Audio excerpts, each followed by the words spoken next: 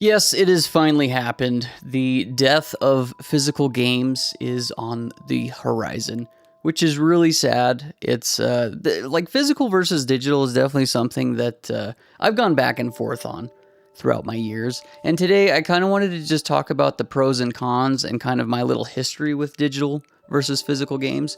So I've been a game collector, quote unquote game collector. I don't have the biggest collection. I probably have a few hundred games in my physical collection. I definitely have more in my digital, so I mean that already tells you stuff. But yeah, I have a few hundred games in my collection from original Xbox, 360, One, Series X, all the way up to Switch. I got tons of different Nintendo games, 3DS, DS games. I've got Game Boy games. I've got Game Boy Advance games.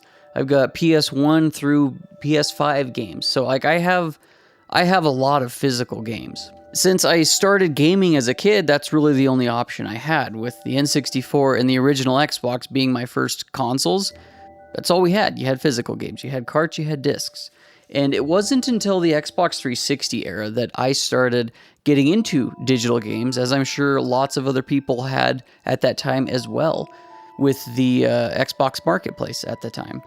So I think the first digital game that I can remember downloading, aside from like when I got my 360, my dad bought it from one of his workers at the time, and he had already downloaded and bought in several different like retro classic games on there. Like he had Bomberman, he had, I remember, Heavy Weapon, Contra. So there was a few retro games that were already on the system that he had bought through the Xbox Arcade. But the first digital game that I had purchased and downloaded and played was Minecraft back in 2012, I believe. When Minecraft hit, it took the world by storm, and I believe there was only digital editions of the game at the time anyway. It wasn't until later that they started doing physical, I think. I could be wrong on that one. But anyway, I and many others had downloaded Minecraft, and that was kind of my gateway drug into downloading digital games. It was super, super convenient was the biggest thing. So like I said, today I want to talk about the pros and cons because there's already tons of videos out there of people bitching about Sony and what they've done. People have bitched about Nintendo as well, which what I think is funny is when the Nintendo Switch 2 launched and there was game key cards, people were really pissed about that. People were ticked because they're like, well, I want the game on the cartridge and I don't want to have to download it.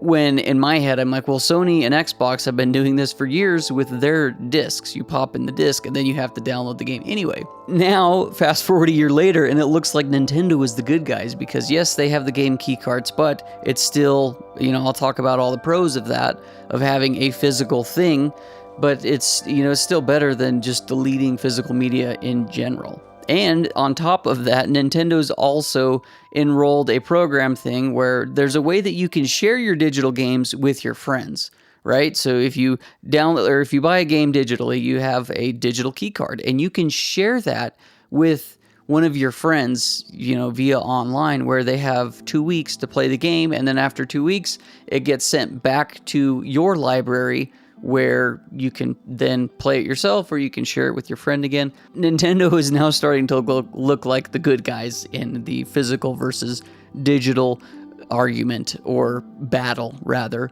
And like I said, I think a lot of things look pretty bleak with it. I think that the death of physical games is something that we've all known was going to happen eventually, and now that it is here, it's hard to accept. And like I said, I've gone back and forth on the whole thing. So like in high school, I still would buy physical games, but like digital games were just much more convenient. I didn't have a lot of space in my bedroom, so instead of filling it up with more games, I could have tons and tons of different games digitally. Then when I got a little bit older, into my early 20s, I got back into collecting, and I was all physical again. I wanted to buy and play all my games physically. But then I got a PC, and that was my most powerful gaming console, and still is today. So a lot of the times I'm like, well, if I want to get a game, I want to play it on my most powerful system. So then I went back to like all digital. I started building up another digital library. But then in the last couple years, I'm like, I want to go all physical now. I want to be able to own my stuff. I want to be able to trade it. And my biggest thing is, at some point, if I have to, I want to be able to resell it if things, go south for me. Where I've already had to do that in the past. I've had to You know, at points when life gets a little tough, I've had to sell off parts of my collection to help make ends meet. And if I had only digital, I would not have been able to do that. So anyway, I want to jump into the pros and cons of digital versus physical media. And we're going to start with digital. I want to start with the pros of digital because, I mean, I haven't heard a lot of people talking about the pros of digital media other than like convenience factor, right? But here are just some pros. It's your games won't scratch, right? That happens to me and has happened to so many people throughout the years. And I've had tons of games throughout my life where the CD has scratched and has been, it is now unplayable, right? It is no longer playable because the game is just too scratched. And no matter how much toothpaste I put on there, I cannot save these games. You know, discs scratch, they crack, they break, you can lose them, water damage, like all sorts of different things can happen to your physical media where it can get ruined, whereas digital, it won't scratch. As long as your hard drive does not blow up, you're good, right? And even if it does, the nice thing about a lot of the companies nowadays, when you buy a game, it is tied to your account, right? So even if your Xbox blows up and you buy another one, as long as you have access to your account, you can then have access to those games you've purchased and you can download them.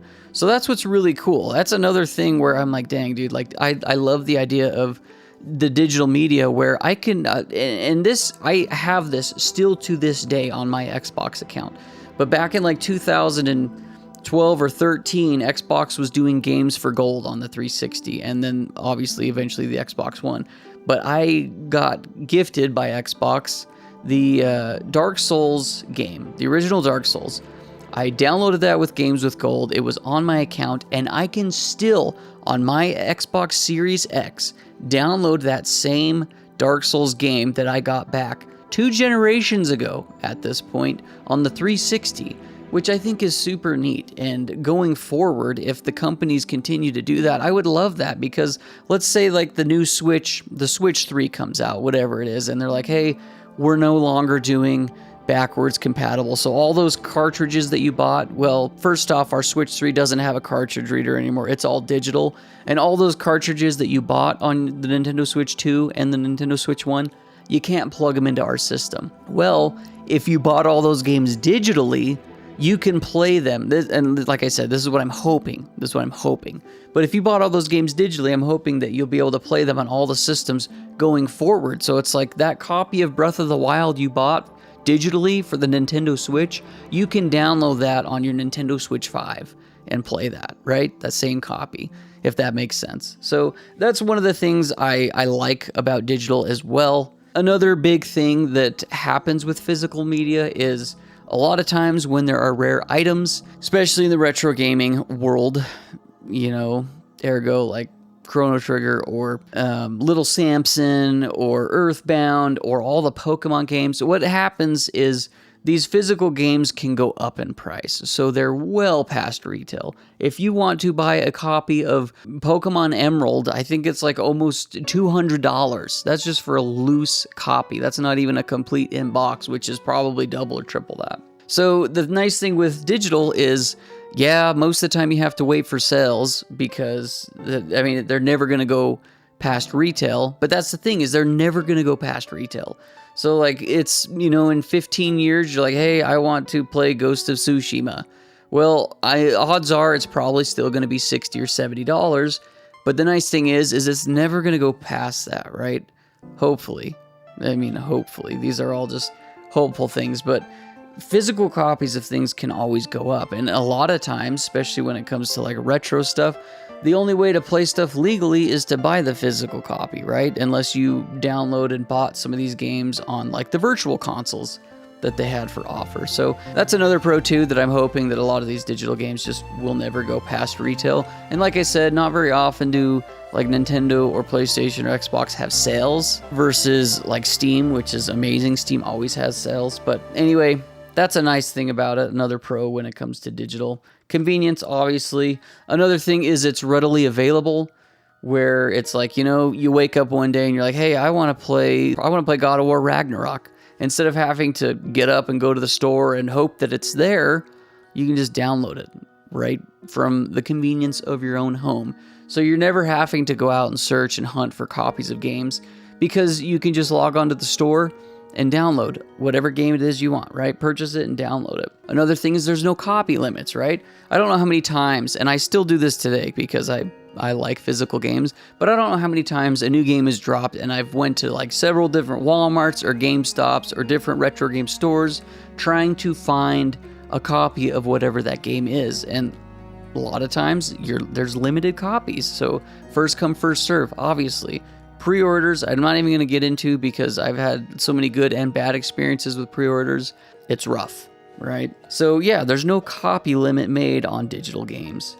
And then the last thing too that is a huge thing, especially for me where I repair a lot of retro consoles, is one of the things that the Xbox, the GameCube, and the PlayStation 2 generation are running into is failed disc drives. Yeah, even if you have a shelf full of physical games, no matter what, eventually your retro console, your original Xbox, your PS2, and your GameCube, at some point those disc drives are going to fail.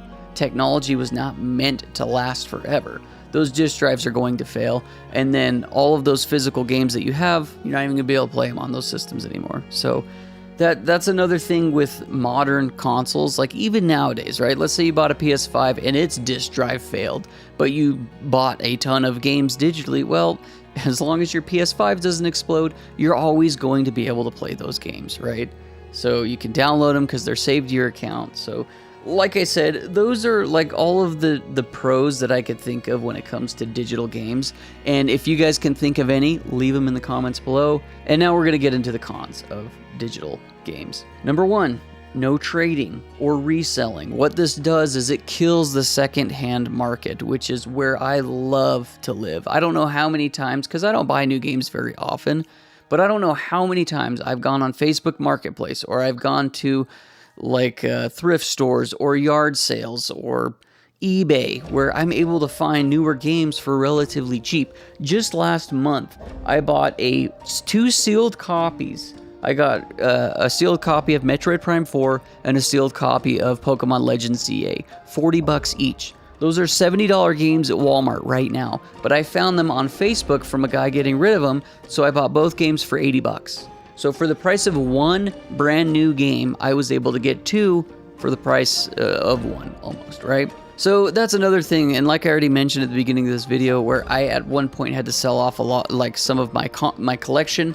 to help make ends meet. Well, digital only, you have now just killed you've killed the secondhand market, which sucks. Another thing is you don't own it, right? How many times have we seen where, like even Sony, they just announced, hey, we're killing physical games, and then a whole bunch of movies that people had purchased just got yoinked from their accounts. That's another thing, is you're at the mercy of these corporations where it's like at any time they could just decide that we're removing this game from your library. So that sucks. You don't own it, whereas my copy of Pokemon Yellow that I have on my shelf is mine. No one's going to come take that from me, right? Another thing is you're at the mercy of these servers. So one of my biggest worries in life is if Steam ever goes down, or any other place that I have purchased a ton of games, oh man, I would be sad because I have so many games on Steam, right? So if Steam ever just like shut down or blew up or something, it's like, dude, I have now all this money and all of these games are now just gone. So that's another con of it, is you're just at the mercy of these companies. And then another thing too is we've lost the experience of buying games at stores. I remember so vividly as a kid going to the store with my mom or dad, and they would pick me up a new game, and it was such an awesome experience. Even now as an adult, I still love going to the store and buying a new game. The new Halo is about to drop. It's going to drop as the filming of this video. It's going to drop tomorrow. I'm filming this on a Monday. Halo drops the 28th of July. And I'm so excited for that. And yes, I'm going to go to Walmart and I'm going to pick up that physical copy of Halo. But like I said, hopefully it's there. That's once again another con of physical media. But yeah, I mean, those are cons of digital media, and there's probably more that I didn't hit. So drop them in the comments below and let me know what your thoughts are on the pros and cons of digital media. And now we'll get into the physical I'll briefly talk about that. But the pros, you own it. It looks really good on a shelf. My biggest pro when it comes to physical media is you can resell it. It is super nice. You can resell it. You can trade it. I love the secondhand market when it comes to video games. And the other thing is it's just an object to hold. It is a physical thing. It's not just a digital thing. And I feel like I care more about my physical products because I can actually see them and I can hold them versus like my digital library, which I have so many games in there that it's just, I mean, everything just gets washed out. So yeah, those are obviously some pros of the physical media. The cons, I mean, both of these lists kind of, it's the same thing, just vice versa. But like you got disc rot, cartridges go bad, you know, they can get scratched, they can get ruined. Disk drives are going to die without fail. So, but I think the real conversation that needs to be had here is not necessarily ownership. And I've only heard one other YouTuber talk about this, but he didn't really go into depth. But it's the ability to play your games forever that you purchase, right? You can own physical games that are worthless. And Stop Killing Games is such a huge movement that's kind of hit a wall, I think, at this point, and hopefully can go past that. But it's not necessarily like ownership that people talk about, but it's the ability to play your games that this should be the real concern. Whether you buy them digitally or physically, obviously it's nice as a consumer to have the choice. But like I said, you could buy a physical game and it is worthless. Like your copies of Destiny and Destiny 2 and Overwatch are pretty worthless at this point. What if you bought The Crew physically, or The Crew 2, whatever one that people were talking about there? So you can buy games physically that are worthless because they eventually get shut down. I don't know. It's I think that's kind of the main conversation that should be had, and I don't know what the solution is. Like I said, Stop Killing Games is trying to spearhead all that, but that is it. That is my thoughts on physical versus digital. Like I said, I prefer physical games. I love physical games. I love that I can live in the secondhand market. I can save myself tons of money while still still experiencing all of what new games have to offer. So yeah, I don't know. That's just my thoughts. Let me know what your guys' thoughts are down below in the comment section. If you enjoyed the video, leave a like, be sure to subscribe, and as always, keep it rad.